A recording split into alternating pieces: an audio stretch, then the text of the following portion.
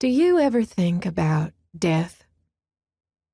It's a simple question, but the man sitting underneath me, tied to the hotel suite's wooden chair, doesn't answer. Instead, he shifts, the bulge in his pants jabbing between my thighs. I slip my fingers down his dress shirt collar and behind his skinny black tie, and my chest skims across his as I lean in, my breath ghosting against the shell of his ear. His body shivers. Mine tries to recoil in disgust. My lips are almost touching him, but I don't bridge that last millimeter of space. After all, my lipstick is red, and I can't stain his skin with the proof I was here. What? You heard me, I whisper. My grip tightens around his tie until I'm making a fist, my other hand now resting on his shoulder. Do I think about death? His brown eyes drop, locking onto my tits.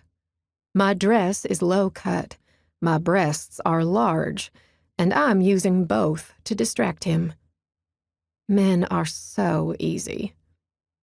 My hips shift, sinking the full weight of my body into his lap, and he groans, his head falling back in either torture or pleasure. I'm not sure which. I imagine if he hadn't asked for me to secure his hands behind him, he'd be gripping my waist so tightly I'd bruise. Luckily for me, Joey here has a thing for being tied up. I glance around his presidential hotel suite. We are in the center of the living room. I moved the chair as soon as I arrived, smiling as he asked me to take the black rope he brought and restrain him. Joey thinks I'm bought and paid for, but the reality is, I'm so much more. There's a large brown leather couch in front of us, facing the flat-screen TV, and behind his back are French doors leading to the primary bedroom. They're open, showcasing a king bed with small foiled squares of mint chocolate on fluffy white pillows, the Marino Hotel's logo emblazoned smack dab in the middle.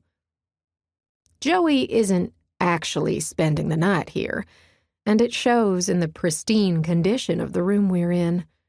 This hotel is just a nice place to hide some of his darker desires. Like me.